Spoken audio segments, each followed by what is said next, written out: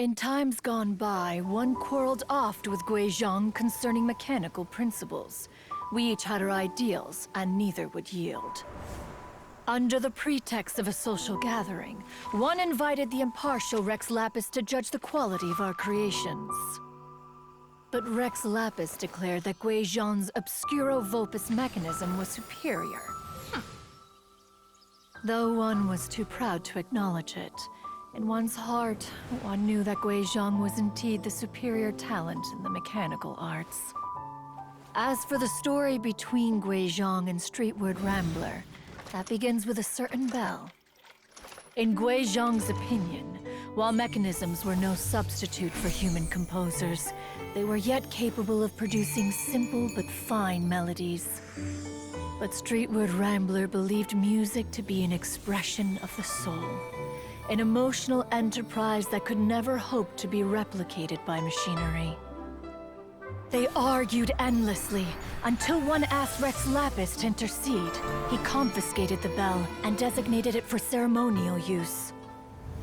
Thereafter, one would often find them convening in the mountains, discussing music, mechanics, and all the affairs of the mortal world. But these good times were not to last. War broke out between the gods, and soon engulfed the Guili Plains. Guizhong was overpowered by the enemy, and fell in battle.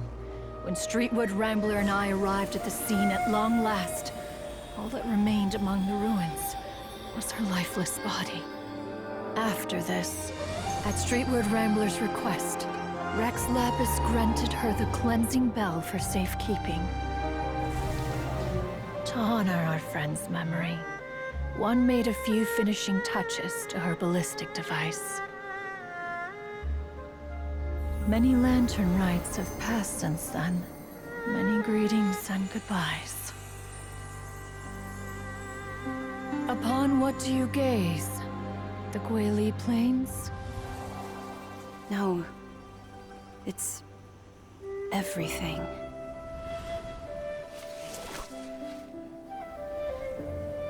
We think of human life as like a lantern that's lit one minute and extinguished the next.